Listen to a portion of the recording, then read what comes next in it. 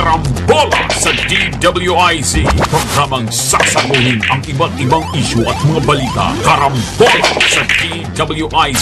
Tatalakayin, hihimayin at pagtatalunan ang iba't ibang mga isyu.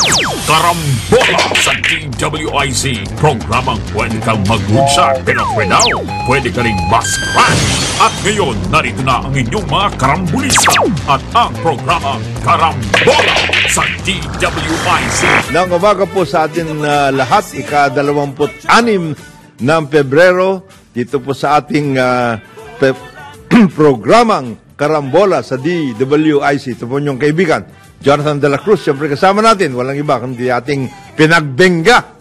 Veteran. Kaya paggitin natin yan. Si paring Joel Lacsamana. Good morning, paring Joel. Umaga po. At magandang umaga din sa ating kapartner na ngayon ay malapit nang magbungkal, maglaland banking. Dalawang araw yata. Dalawang araw siyang maglaland banking dyan sa Cagayan de Oro. At ito po yung PAL Interclub Golf Tournament. At siyempre, pambato natin dyan si paring Conrad. O nga lang, mananawagan lang ako dyan kay ang kaibigan nating PAL VP, SVP for Communications, Chelo Villaluna. Chelo Villaluna. Alam mo, okay yan. Nandyan sila paring Conrad, sila paring Iga. Yan. Pero alam nyo, hindi lang yan ang golfer sa media. May grupo rin ng mga business editor. Oo.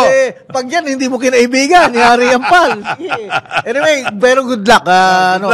Mag-enjoy kayong lahat. Sa lahat ng mapapanood. At magandang umaga sa ating mga kababayan. Kung saan man po kayo, Luzon, Visayas, Mindanao, sa buong Pilipinas, sa buong mundo. Kung kayo pa ay nagtatrabaho sa lupa, overseas, o kaya sa mga seafarers natin, magandang umaga po sa inyo. Nagpapasalamat kami sa inyo at nakakasama namin kayo dito sa ating programang Karambola na mapapanood at mapapakinggan via website natin, www.dwiz882am.com, at i-download ang ating DWIZ app, DWIZ 882 sa iOS at Android phone. Live din po tayo sa DWIC 882 Facebook at saka sa hotline. Tirahin ko rin yung hotline, sir. Yan, ikaw na kasi baka mali yung liit nung baka hindi ko mabasa. Okay,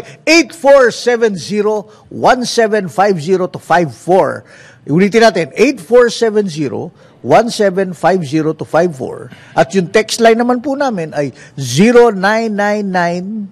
0999-376-6768. Ayan, tayo din po ay mapapanood, parang Joel, sa Digital Free TV Aliw and Signal Channel 24, TV Plus Channel 27, at GMA For the Wax Channel 25. Available din po kami sa digital TV devices, TV receivers. Mangyaring iscan lamang po ang inyong digital TV boxes upang mapanood ang Aliw 23. Yun. Okay. Yan. Bago tayo magsimula sa ating programa, hanggang mamayang alas 10 po kami, samahan po nyo kami. Anong matawag nito? Comment, share, love. Yan, love. Yan. Yung anytime, kaya may mga text line tayo, tsaka yung even sa YouTube. At sa Facebook. Nandyan po tayo. Aliw 23 at DWIZ. By the way, babanggitin ko lang, kagaling ko lang sa Baguio itong weekend. Yes. Panagbenga. Nabati namin si Mayor Benji Magalong, si Congressman Mark Go. Talagang napaka-successful, bro. Kasi dami pang taon. I've been going sa Panagbenga mula nung una pa nila, nung mga early 2000. Tapos matagal na wala. Ngayon bumalik ako. Lalong nabuhayan sila, especially after the pandemic.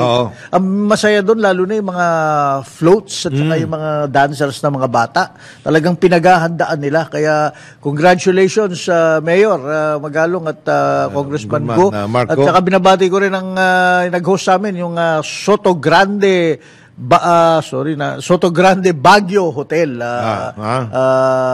Mayari ito Santa Lucia. Sila, yes. so very good. At saka Tumitindi ang sa Baguio, ang business. Actually, maganda. Ang business, tumataas. Ito nga lang, ang traffic, sobra. nagiging rin. Meron lang akong isang naging I suppose, naging yung bang, slightly kalungkutan. Alam mo, dati nagtrabaho ko saglit sa DepEd kasama si Secretary Jesly Lapus. Inayos ni Secretary Lapus yan, yung teachers camp. Abay, nawawala. Nasisira na ba? Unang-una, sarado na sa maraming ng publiko lugar. Pangalawa, parang hindi ganong well-maintained. At pinakapangatlo, dahil ito naging pet project namin ni Secretary Jesly, yung museum, sarado. Tapos nung tinanong ko sa gwardiya, pinabubukas lang po ng camp superintendent yan during special occasions. Sabi ko, mali. Yan teachers camp, grabe ang history niyan. Tapos yung mga exhibit na ginawa namin sa museum. Tama. Ganda-ganda. Yung talagang turn of the century. Tapos yung alam mo, napaka-importanteng pag-aksayahan ng panahon nito. Tayo po'y nakikiusap kay Vice President DepEd Secretary Sara. Look into it, VP. Please, take a look at it. Napaka-importante pong pag-aksayan ng panahon nito. Hindi lamang yan, Actually, itong teachers camp sa Baguio, aside from the history, etc., pinag-uumpisahan niya ng maraming mga dialogue, etc., na tungkol nga sa pag-aayos ng ating educational system. At alam mo ba, parang Joel, nung kami ay nasa Kongreso, ang isa sa mga pinag-uusapan namin noon, ang kasama ko dyan si Congressman Duabite. Okay. Gusto sana natin magkaroon ng teachers camp in every region. Uy, ang alam mo kung bakit? Napaka-importante mabigyan ng pagkakataon ang ating mga guro, ang ating academic personnel at lahat, na magkaroon ugnayan. Yung makapag-planning sila, makapag-recharge. Makapag-recharge at lahat. At the same time, yung continuing na dialogue ba? In every region, they can choose an appropriate spot na maganda. Daming mga gandang lugar na Pinag-usapan namin yan ni Congressman Duabit noon. Hindi natapos kasi we filed the bill to have teachers camp in each and every region na magagamit hindi lang ng teachers magagamit yan ng local government units, magagamit yan ng mga estudyante, magagamit yan ng iba't ibang mga grupo na nais magkaroon ng pagkakataon magsama-sama, parang team building ba? So, yan teachers camp sa Baguio, maintainahin natin na maganda. Well, in fairness, nakita ko, tuloy yung kanilang revenue stream na pinauupa nila sa mga bakasyonista. At nakapansin ko, merong ilang conference dun na ongoing. But the problem is, naalala ko, that was binuksan ni Secretary Jesly yan At saka, ang nakakalungkot, may mga kasama akong millennial dun sa media group na kasama ko. Gusto nila malaman ko. Wala silang alam. Ano doon teachers camp ito? Yung teachers camp, yung buhay pa ba yan? Ganunan pa sila. Sabi ko, excuse me, mga history niyan, lalo na kaya nga yung museum, may gusto sana bukas yun. Dahil ang gagandang mga naungkat ni Secretary Lapus nun yung mga pictures nung panahon nung malaking bagay yan, lalong-lalo na. Makes you wonder how they traveled nun, yung Canon, hirap pa sila magbalakbay nung the 1910, 1915, ng mga ganon. By the way, parang Joel, napag-uusapan natin yung tungkol dyan sa area, Session Road, etc. Kasi sikip na yan. Ang isang sinuggest natin dati kay Mayor Magalong, magkaroon ng people mover. Alam mo yung people mover, parang yun yung mga yung sa mining, yung anong tawag doon? Yung ginagamit na para bumaba, sasakay ang mga tao at lahat. Baka pwedeng tingnan din ulit yan kasi bagay na bagay sa Baguio yan. But in the meantime, congratulations po sa atin dyan sa By the way, may Baguio. huling-huli na lang po. Hindi niya birthday, babatiin ko nakalimutan ko yung apelido, pero si William, isang Grab driver na sinundo kami nung Thursday, tapos nala kami dun sa pick-up spot. Maganda, very ang ganda ng personality ni William at laging taga-subaybay ng Oy, William. Paring William. Ito si Paring William talagang para sa mga anak niya, nagtatrabaho siya sa Grab. Binanggit niya, binawasan nga ng Grab yung kanilang Yan ang palagi natin sinasabi tungkol dito sa Grab na ito eh. Pero ang pinakamalang hiling niya, sana daw tayo kung Jonat, manawagan tayo na talagang alam mo pumapatay sa kanila, presyo ng gasolina. Kung kumarga-karga si William, may 5,500. Alam ko hindi na matitinag yung yung gas Malaking bagay po yan. Malaking bagay po talaga yan. Dahil sa kanila, hindi po, kailangan umikot ka rin eh. Kung hindi ka makakakuha ng pasahero eh. At saka, you have to be at the right place at the right time. So, yun sana kung magagawa ng solusyon yun, kung paano talaga. Ano ba to? Ito ba yung mga smuggled kasi? Pwede talagang bigyan ng pagkakataon na maayos yung... But very sila. Dapat isama rin... Fighting pa rin siya. Yun nga lang, yung Grab talagang medyo iniipit sila din. Ganon. Dapat isama rin sila dyan sa ayuda system para sa driver. Sa driver, Okay. May pwede But anyway, nag-uumpisa na rin lang tayo magbati ng happy birthday. Tayo po'y bumabati kay Retired General, now Undersecretary for Peace and Order ng DILG, General Oka Valenzuela. Happy birthday, Jen. Oka. And siyempre si Ma'am Louie Locsin, butihing asawa ng ating ambassador sa Court of St. James sa United Kingdom at dating Foreign Affairs Secretary, Teddy Boy Locsin. Louie, magandang araw at happy birthday sa iyo. And siyempre, belated happy birthday kay dating Vice Governor, dating Deputy Director General ng TESDA ng NMYC, Bernie Ople. Ayan. Ayos. Ayun. So, happy birthday po sa inyo lahat. At siyempre, sa lahat ng mga nagbe-birthday ngayon, magandang umaga at happy birthday po sa inyo lahat. Parang Joel. Pare, mag-good news lang tayo ng Yes. Ang problema lang, hindi ko napanood yung game, pare. Yung Gilas... 53 points? 53 Gilas points? at Taipei, China. Napanood mo ba? Pero, hindi ko napanood. Pero ang sumuputok yung social media, tuwan-tuwa ang mga Pilipino. Tumambak tayo. What does this show? This is an entirely new team. At sinasabi nga daw, ito puro mga bata, ang mga although nandun si Brownlee, syempre, yung ating... nandun. Pero yung kombinasyon ng bata. Player, sila yung they've been stepping up. Sila Kai Soto, sila... Kombinasyon ng mga bata at veterano, parang Joel. At the same time, meron ng permanent coach. Ang Gilas sa Pilipinas. Si Coach Tim Cone. So, hindi na pa bago-bago yung style. Marami siyang pagkakataon na ayusin. Therefore, yun nga, sa team, talagang yung mga bata, buong loob para sa bayan. Kasi dati mayroong sinabi, alam mo, yung dating si Coach, ating legend, si Kaloy Loisagi, the big difference, sumalangit na ang kanyang kaluluwa. Ang sinabi niya noon pagka kayo naglaro, sabi niyo sa mga bata, huwag niyong isipin yung mga apelido niyo sa likod. Dapat Pilipinas. Pilipinas ang dating niyo. Yun, ganun. Yun nga importante, parang Joel. Parang ganun yung mga bata ngayon. Fired up sila. Oo. Sa lahat ng pagkakataon, lalong-lalo na kung tayo po ay dumadalo sa mga international meets o conventions or whatever it is na mayroong conferences na daladala natin ang pangalan ng Pilipinas. Pilipinas po ang daladala natin. Hindi ho natin daladala sarili lang natin. Yan po ang importante dyan. At napaka-importante po itong ganitong pagkakataon sapagkat halos lahat ng mga bayan ngayon ay nagpa-fire up ang nationalism. Patriotic fervor ang nangyayari. Kung napanood mo, parang Joel, yung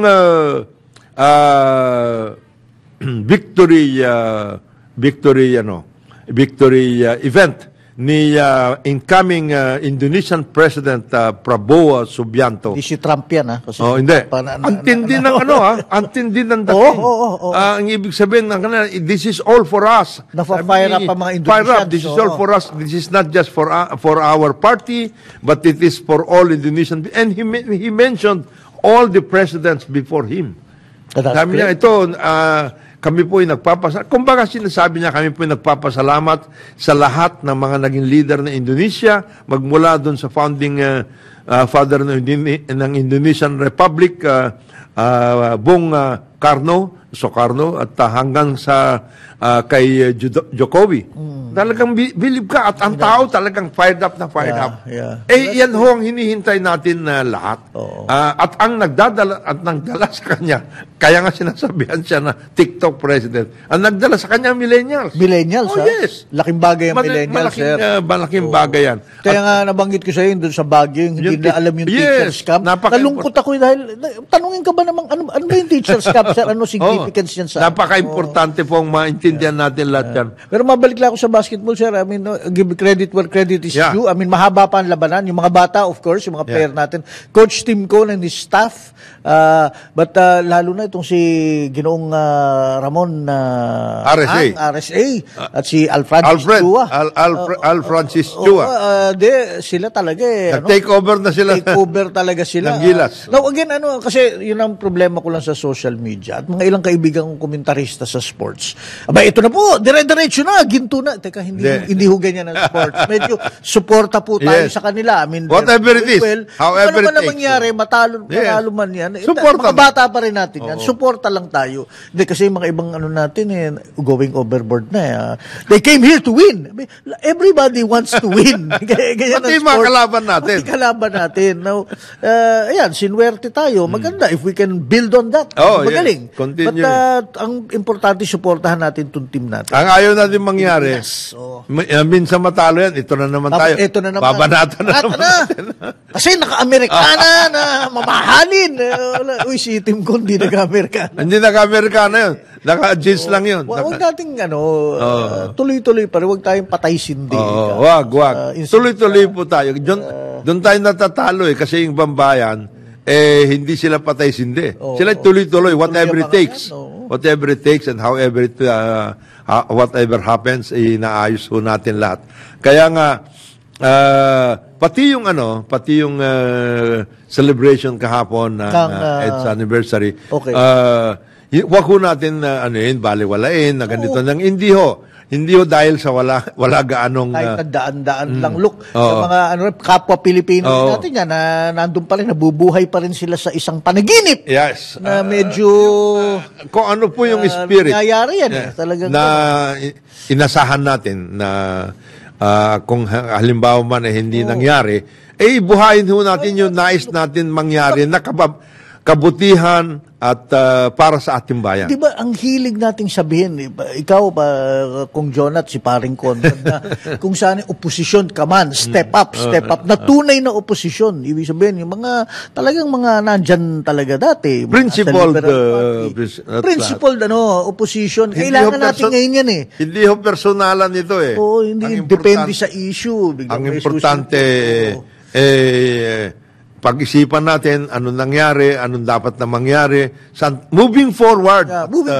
Kasi, as a united nation. Ako ang sasabihin ko dyan Kung Jonat, look, we're not being revisionist. Ito naman, mga ilang kaibigan natin sa kabila naman mahilig. Ayan na naman kayo! Hindi nyo ginawang holiday! Hindi po tumama sa Sunday. Ano magagawa natin? Di ba? Look, okay, nangyari. Nagkaroon ng EDSA revolt. That's part of history. Nagkaroon ng 1987 Constitution, lahat. Now, we're trying to move forward. Anong gagawin natin? Kaya nga nag-uusap sila sa Senado at saka sa House.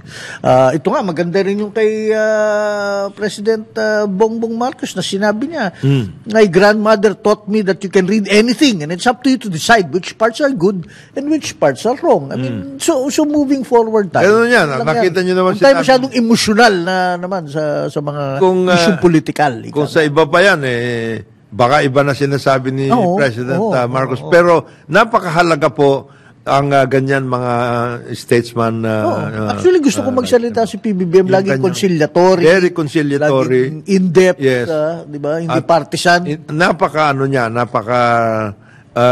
Ang kanyang pag-isip ay talagang pangbayan. Nation building nga ang ating platform at ang nais natin mangyari. Kung tutuusin, ang dami na sanang ngayon. Gusto ba natin wasakin ng bayan natin? Hindi po.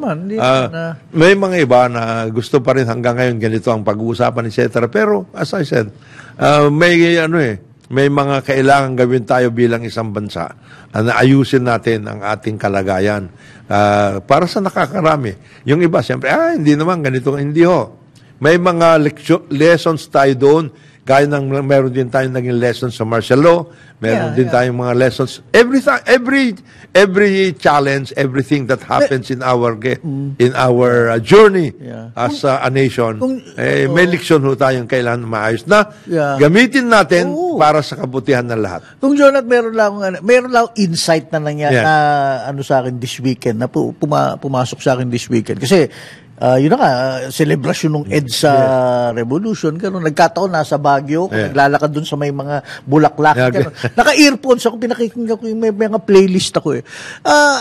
Interestingly, alam mo itong Russian Revolution. Hindi lang Russian Revolution, pati nung later nung pumasok ang mga Nazis at yung nagkaroon si Stalin, nagmasamang gawain doon, pinagpapatay yung mga kapwa Russian. May isang composer ang pangalan si Shostakovich. Yung kanyang mga tugtog, mga protesta, mga laban, mga ganyan sa mga weather Nazi. Ano. Now later, ay pinakinggan ko yung mga playlist ko na may playlist ng kasi EDSA Revolution. May playlist pa lang EDSA Revolution sa Spotify. Meron. Pinakikinggan ko, admittedly, marami sa mga kantang to parang hindi na tumutugma. Nung panahon ng 80s siguro, 86, 87, tumutugma yun kasi ganun yung nangyari.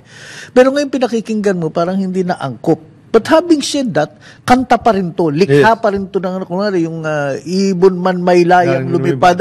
But that's not just about martial law. No.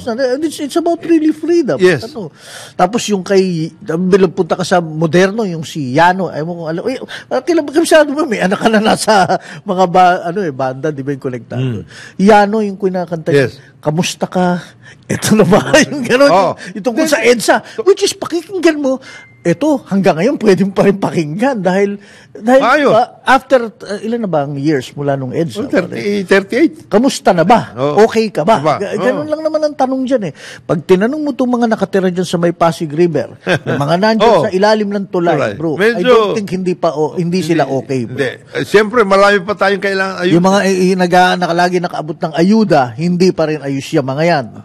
Alam mo, minimum wage. Kaya nga yung mga, yung mga kanta, yung mga kantang yan, di ba? It pertains to specific period. Hindi yung pag-aari ng mga nila Jim Paredes o nila it has become a national. And I will still listen to them, but iba na lang nakikita ko ngayon. I mean, I see now the difference. Kung nakikita mo, parang ganun din yung kay Shostakovich. Yung progression, nag-martial law, di ba? Ang doon yung may bagong ganun, etc. Tapos nag-EDSA, iba naman yan, may layang lumipad, etc. Itong 2022 elections, may bago ulit. Bago rin. In other words, ang taong bayan, si President Marcos. Mga awit, si hip hopper, si Andrew. Si Andrew. Hindi, pero ito, yung march na yon, Bagong Silang. Ano yan, national artist ang mga gumawa nito. Si Lucio San Pedro. Ang kanyang, in other words, mayroong hamon sa atin lahat. Naka-embed sa consciousness ko yun, bro. Hamon lahat sa atin ng sinihan, yun ang tugtog hamon sa atin lahat yan. Ibig sabihin, marami pa tayong kailangan ayusin at marami tayong kailangan aksayahan ng panahon. At ang pag-aksayahan ng panahon na ito ay yung ating pagkakaisa. Yan ang importante dyan. At anuman ang ating paniniwala. Ni President magandang sinabi ni President BBM tungkol dyan. At it's about dapat cognizant tayo sa history. It's as simple as that. The history, hindi niya sinasabing naka-okay. I mean, may history kayo, may history kami, but definitely somewhere there, may in-between na talagang nangyayaring history. Sana bukas ang isipan natin. Yun naman sinasabi niya. Yes, at ang pinag-uusapan dyan, ganun kasimple lang yung kanya. As you said, bakit nagkaroon ng ganito? Ano ba nangyari? Ano bang kahinatnan nito? Anong leksyon makukuha natin? Para tuloy-tuloy ang ating progreso bilang isang bayan. So yun lang naman ang ating nais na ipaalam dyan, ipaliwanag, lalo na nag-umpisa na pati yung ibang mga protestation. Meron lang kung Jonas na kasi binanggit ni President Bongbong yun nga, inamin niya na, well, we need to study history, pero inamin niya na the problem here in the Philippines, marami tayong kababayan, o depende kung sino kausap mo, have a distorted idea of politics. Yes. Sometimes I struggle with that kung Jonathan. I mean, kasi lalo tayo, host tayo ng Karambola, yan, lagi tayo nag-uusap. Pag napapadpad ako sa mga diskusyon, mga get-together, Yes. tapos especially nakasama mo sa get-together, yung mga dating talagang mga kaibigan natin. Oh. In fact, magkakaroon kami ng reunion, mga dating Chronicle next weekend. Nakikita ko na sa chat group kasi meron daw karaoke. Kakanta daw sila ng mga protest songs. Paano kung tumayo ko ron, kumanta ako ng bagong silang? Ako yung babatuhin? So, how do you address this? Minsan, pag discussion, minsan ginagawa ko na lang, manahimik na lang ako. Kung yan ang, lalo na makausap mo, medyo agitated at medyo may edad na. Dahil nung panahon nun, nagmamarka siya. Ngayon puro siya maintenance na lang. Pero nandun pa rin yung liyab sa puso niya na mga son of the late dictator, the dark days of martial law, everybody was killing everybody during the panahon ni Duterte. Paano mo sasagutin naman yung mga ganun, di ba? O hindi ka na sumasagot? Hindi. Ang ginagawa ko doon, usually, kung may pagkakataon pa na mag-usap, okay nangyari yun. So, leksyon na lang ang ating pag-usapan. Yung mga iba na kailangan parusahan dahil nagkamali, they had their own countenance, di ba? Workout. Tayo naman, we, the living, should learn these lessons properly and move on and work out na kung maaari, pag-isahan natin ang dapat na pag-isahan. Dahil ang dami nating kinaharap na problema, Chong. Ang akin palagi sinasabi. And I'm not talking about China. I'm talking about other... Our basic things. Hindi, ako may mga kaklase akong ganun. We get together. Kakainan kami. Lahat. Kasi, kagaya niyan, galing tayo tayo, public schools tayo, tapos yung mga ka-eskwela mo, mga elite schools. Di siyempre, iba-iba mga pag-iisip niyan. Pero you come from different backgrounds, inawain mo na lang kung ano nangyari. And then even the divide during EDSA, and then right after, ito naman, 2022 elections, sabi ko, huwag na natin dalhin yan. Pag ganyan, minsan, mas gusto ko pang kausap yun na nga, yung Grab driver na nakilala kong si William, si paring Bisoy na nagsara ng kanyang rice dealership dyan sa palengke. Kasi basic yung si Nuknuk, yung barbero na hanggang ngayon 80, nagtaas ng dati 65 lang yung gupit, naging 80 na, biglang bumaba yung dami ng customer. So these are guys na hanggang ngayon, di ba? I don't think they're really interested about the dark days of martial law. Hindi sila interesado dun sa... China, hindi sila interesado. Yung Chacha nga lang, hindi sila interesado. Sinanalo, sinatalo. Hindi Ganun Ang kanila, day to day, anong kailangan na gawin natin. At yan ang ating pag-uusapan. Sunod-sunod po natin pag-usapan yan kasi maraming mga nangyayari sa ating bayan ngayon. Tuloy-tuloy. Pero mag-break po natin tayo sapagkat ang oras na po natin, alas 8:32 ng umaga dito sa ating programang Karambola sa DWIC. Balikan natin ang ating mga karambulista at ang programa Karambola sa DWIC. Balik po tayo dito sa ating programang Karambola sa DWIC. Ito pa rin yung mga kaibigan. Jonathan de la Cruz, siyempre kasama natin. Paring Joel Laksamana, ang ating kapartner. Paring Conrad Banal ay naglaland banking sa Cagayan de Oro. Alam mo paring Joel, yung Cagayan de Oro, napaka-importante. Gateway yan sa mga areas dyan sa Region 10. Kagaya ng, ewan ko, napunta ka na sa Bukidnon. Maganda ang Bukidnon, Balay-balay, lahat, etc. Nandiyan din yung, siyempre, yung Del Monte Plantations. Na matagal nang kasama natin dyan sa pag-unlad naman ng Bukidnon. Plantation po ito ng pinya. At ang pinya po, isa sa mga pinakamalaking nating export product. Agricultural export product. At sana tuloy-tuloy ang ating pagunlad, lalong-lalo na sa agrikultura, napaka-importante noon. At siyempre, nandiyan din yung yung mga tsokolate. Kaya ng El Nino yan, rainfall doon, medyo sumusobra naman ng rainfall. Maayos naman doon dahil plateau Ang bukid doon kasi is a plateau. Yung most of it is a plateau. Kaya mataas ng konti yung kanilang estado doon. At nagkakaroon din ng mga yung precipitation, maayos naman ang sitwasyon kaya nga napili nila ng ganun. Ngayon, napag-uusapan natin to. Kaya dyan sa maraming naging problema rin dyan yung ating sa pineapple. Kasi inabutan din tayo ng labanan eh. Oo. Marami tayong kalaban ng mga ibang bansa na sila rin nag-export din ng pineapple. Kaya yung Del Monte nga worldwide yan eh. Pero ito, ang kagandaan nito, Del Monte Philippines na ito. At na-take over yan ng Filipino entrepreneurs. Yung may-ari ng Unilab, sina Campos, the Campos family. And it's doing great. Kasi in terms of processing, marami sila. Alam mo ba sila mismo, palagay ko, hindi mo alam to eh. Yung Nutri-Asia, kanila rin yun. Talaga? Oh. Nutri-Asia? Yung kasama dun sa Del Monte Group. Okay. Yung Nutri-Asia, maraming dyan. May suka, may mga patis. Kaya nga yung processing yan, iba-ibang consumer products eh. Na pagkain. Hindi lang pineapple. Hindi lang pineapple, ma-workout at lahat. So, anong nais kong sabihin, parang Joel? Nais kong sabihin, marami ho tayong problema talaga. Alam natin yon. At marami tayong kailangan ayusin dito sa ating bayan. Kaya lang ang taong bayan, makarang ang kanilang pag-iisip, parang tama na siguro ang awayan, tama na bangayan dito, kung maaari, yung negativism iwasan na natin, at sana pag-isipan natin kung paano natin tatrabuhin. At yan ay challenge hindi lamang sa ating mga mamamayan, kundi lalong-lalo na parang Joel, sa ating liderato.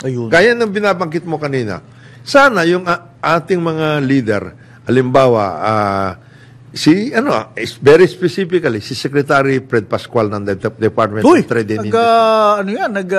Forum yan lang over the weekend yan. Walang masama na sabihin. Niya kung bakit hindi biglaan na nako-convert yung mga investment pledges na billion-billion na kukuha ni Presidente Marcos sa ibang bansa into actual direct FDI, foreign direct investments. Hindi immediate ang pagpunta. Hindi kami miracle worker, sabi niya. Yan ay dahan-dahan. Okay po yun, pero alam mo, Secretary, tama po yung sinasabi nyo, hindi immediate ang nais lang mangyari dyan, may mga tinatawag naman tayo low-lying fruits eh. Okay. In other words, ito, working towards the future, yan, $14.1 billion worth of pledges, okay yan. Wala namang problema yun eh.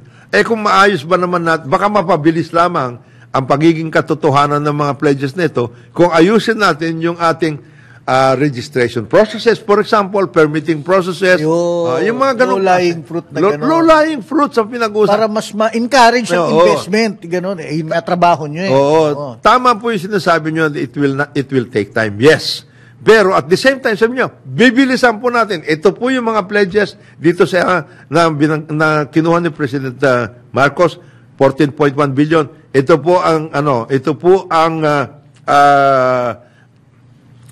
mga kahinat niyan. $1 billion para dito, $2 billion para sa ganito ganyan. Tapos, on a regular basis, i-update natin kung ano nangyari. Anong naging problema? Living list, bakit hindi natuloy ka agad ito? Bakit last year pa yan? Bakit ngayon wala pa?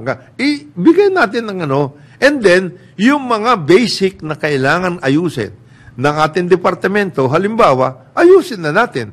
What are these things? Consumer fraud. Yung mga ganon. Bigyan natin ng solusyon kasi mayroon na tayong mga batas dyan, mayroon na tayong pwedeng gawin. Maano ba naman yung meron tayong nahuli na talagang matindi ang ginawang fraud? Di kasuhan natin. Yan ang hinahanap ng taong bayan, yung results. At saka ng investor. Sa totoo lang. Bakit ako maglalagak ng puhunan? Kaya pala. Walang siguro dun sa... Yeah. By the way, may binanggit si Secretary Pascual. Sabi niya, naglagay na kami ng green lane. For strategic investments. Di ba? Okay yun. Especially renewable energy daw. Ano yung mga green lanes at ano na nangyari? Yun ang importante Kasi 1.5 years na po si President. Wala siya sinabing gano'n. Sinabi lang na may green lane. Ito na ang total value. Magaling sa total value. 697.976 billion have been included. Included pa lang yun in the program. Kagaya niya na. Pero ang ganda ng tunog ng 676. Well, if you are looking at press releases, hindi, kagaya niya na parang Joel. Maano ba naman mag-usap sila ng SEC? Oo. Tungkol nga dito sa mga registration, permitting at lahat. DILG pagdating sa barangay at lahat mga permits na ganun. At ano po ba yung mga ito ang sitwasyon before we came in. 34 signatures before you can get a business permit or whatever it Talay is. ko. Ngayon po ay 18 na lang. Yung ganung klase. Ganun kagad. Kita mo in other words, ramdam ng taong bayan, nakikita ng taong bayan na totoo ito. At dito sa barangay na ito, pagdating po sa barangay permits, ito lang po ang kailangan, 5 lang. 1, 2, 3, 4, 5. Ganon. In other words, since you are in the process of inviting investments, not only the foreign investments but also domestic investments, meaning local entrepreneurs ang magtatayo. Halimbawa ako, paring Joel, magtatayo ako, gusto ko magtayo sa aming barangay ng isang sari-sari store. Anong requirements? 1, 2, 3, 4, 5. Na, maayos ba yan o kailangan ko pang ilakarin, etc. Tapos yung sinasabi natin, digitization, pagdating po sa mga ganyang permitting at lahat, yung process, the process itself, ano na po nangyayari? Ganoon. In other words, okay lang yung looking forward $14.1 billion. Okay yun. Pero at the same time, may mga low-lying fruits na palaging inaangalan ng ating mga kababayan. Yung permitting system nga is one of the persistent problems na palagi natin na nararamdaman, na nagkakaproblema. Yun na lang, magtatayo ako ng restaurant sa isang barangay. O ano mga kailangan kong gawin. Okay, so 1, 2, 3, 4. Pwede naman natin gawin yun eh. Magtatayo ako, yung sinasabi natin, one-man corporation. Ano pong ibig sabihin yan? At ano pong mga bentahe na magkakaroon ka ng one-man corporation kaysa sa sole proprietorship? Yung mga ganoon. Naintindihan ng tao yan. At the same time, looking at it from a big picture point of view, ito po, critical minerals, ito po mga requirement yan. At ito po yung available na critical minerals sa atin. Semiconductors, ito yan. Electronics, ito. In other words, alam ng taong bayan na ito pala ang ginagawa ng Department of... Pagdating sa consumer fraud naman, ito na.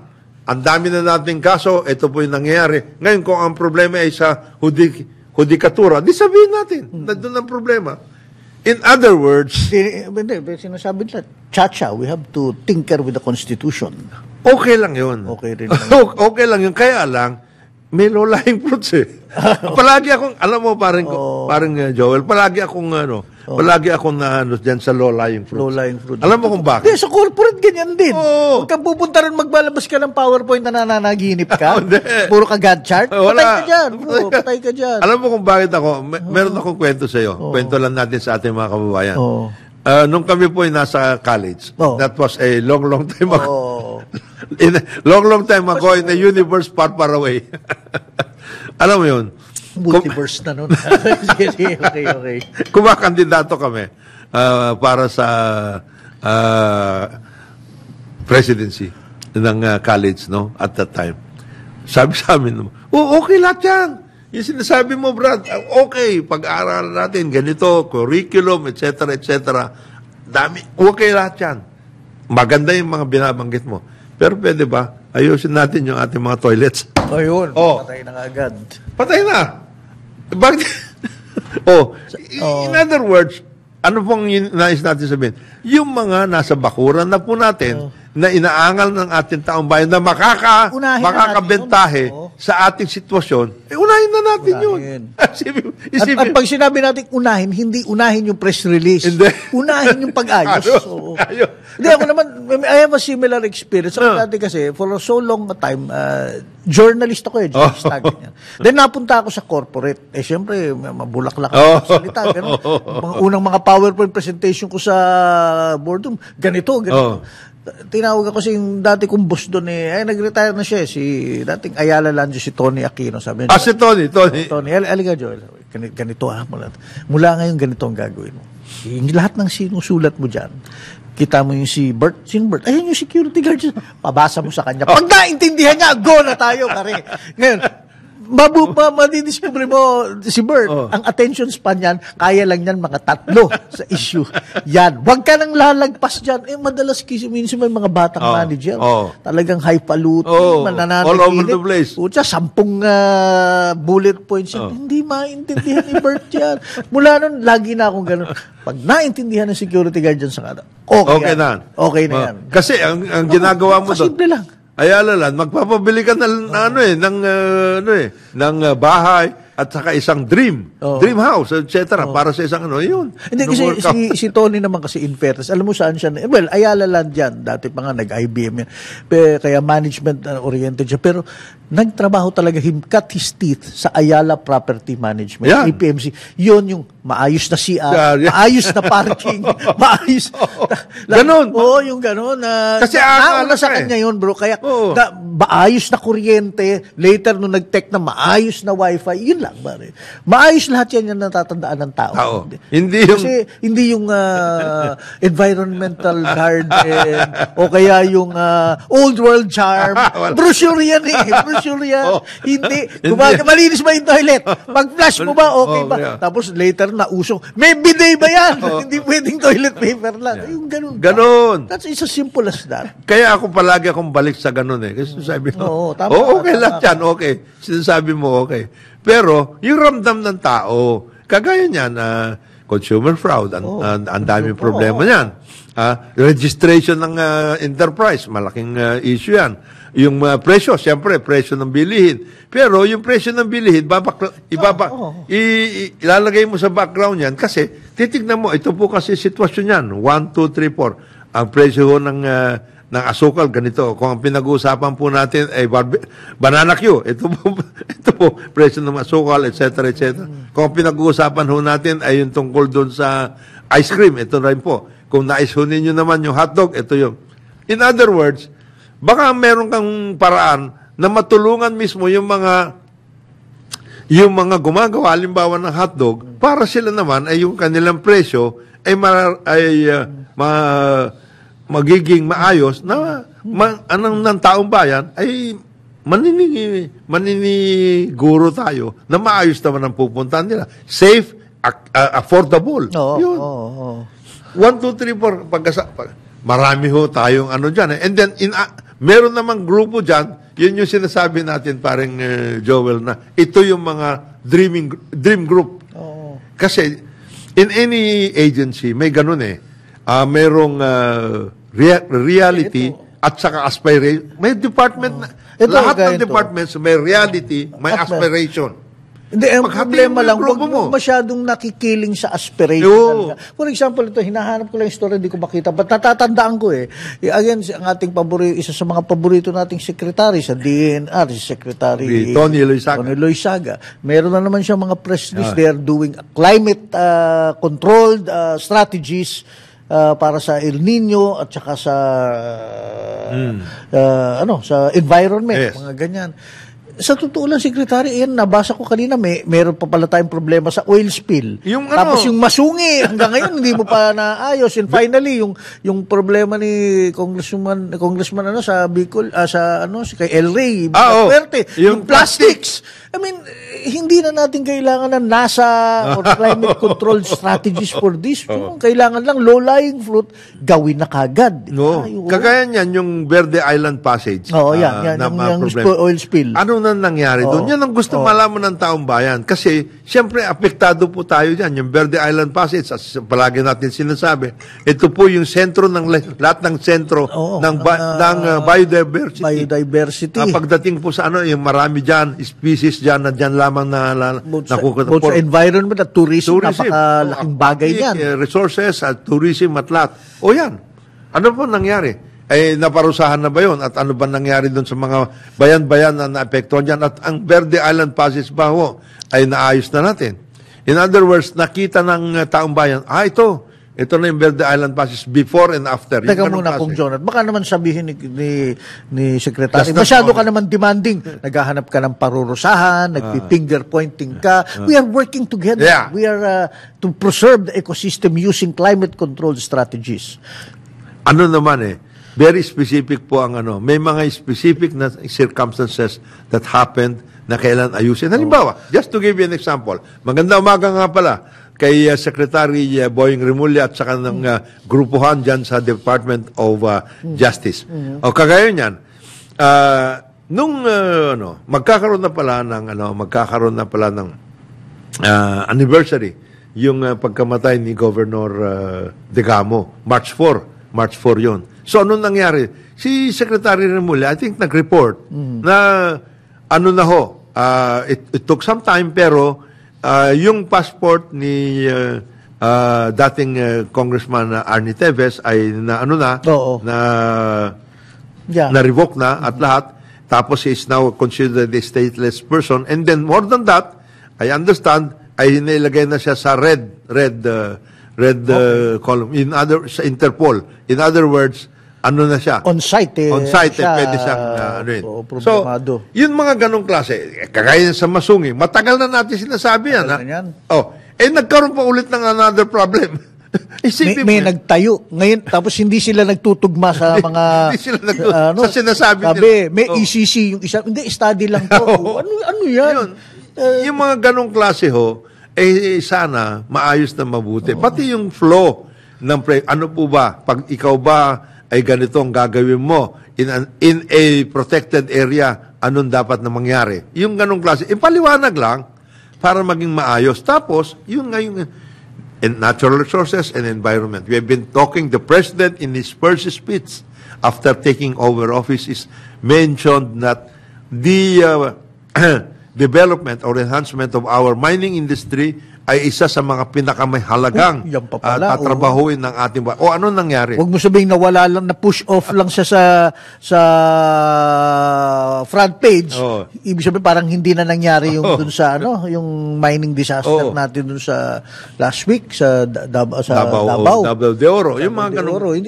Hindi po ganun. Dapat yun Yan yung mga sinasabi mo nga Kung Jonat na sana may low-lying fruit. Agad-agad okay itong At saka hindi may pronouncement kagad kayo na kiniklear, ine-exonerate mo kagad yung mining company. Ang experience ko, having been in government for some time, off and on, may mga immediate things that can be resolved na magbibigay ng kasiguruhan at saka sa ating taong bayan. Makakampante ang ating taong bayan na gumagalaw ang gobyerno. Kasi you're in government Hindi ka naman nasa private sector. Okay. Private sector, pwede kang kasi hindi ka naman inaasahan ng taong bayan na may sasabihin ka or may gagawin ka. Just work on your private enterprise, okay lang, trabahuin mo.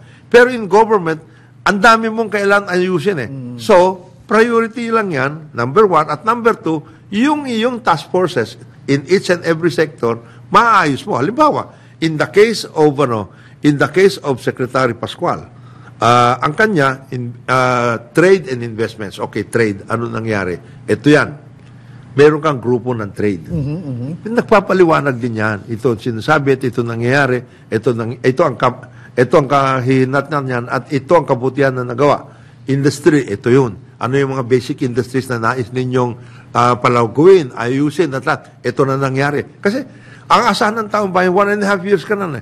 Trade and industry, ito nangyari. Pagdating sa consumer, ikaw pa rin yan. Ano nangyayari dyan, etc.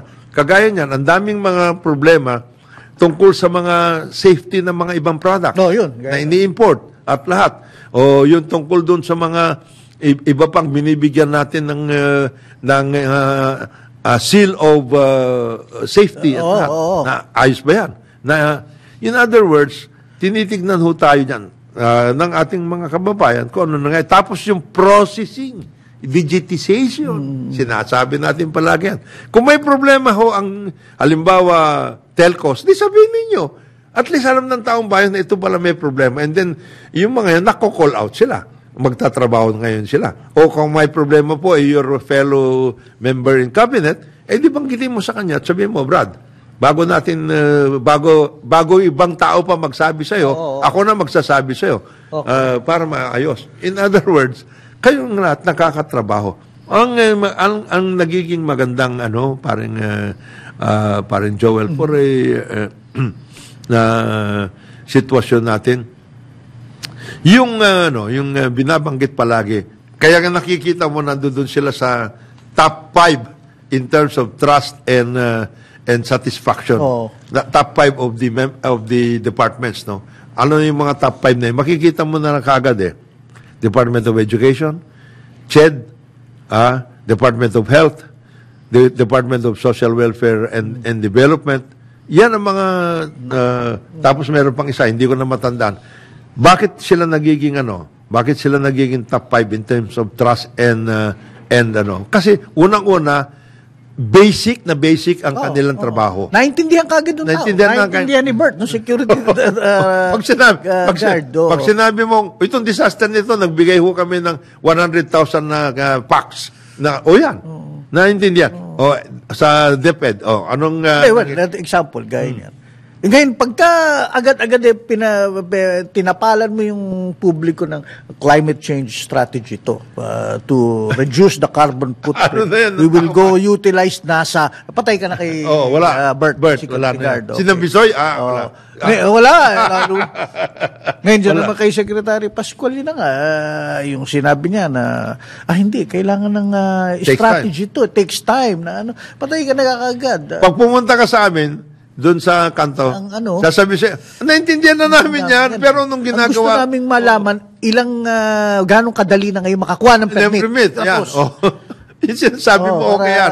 Maayos yung tapos, safe ba yung produktong ito at ganito? Yung di ba, meron silang mga of good housekeeping, excellence, ayan, mga ganyan. Yung mga ganun okay ba yan?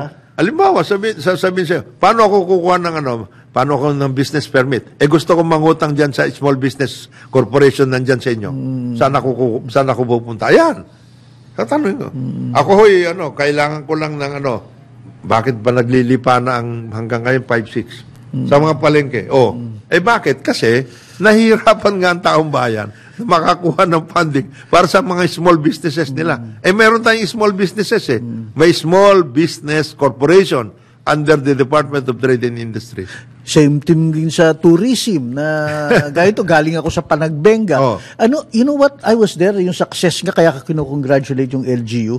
Kasi parang halos lahat ng trabahong puro... I'm sure meron din tulong ang Tourist Promotion Board at PTA. Meron. Pero you know what? Parang sariling sikap ng LGU at ng mga komunidad at ng barangay at ng mga eskwela. Yan.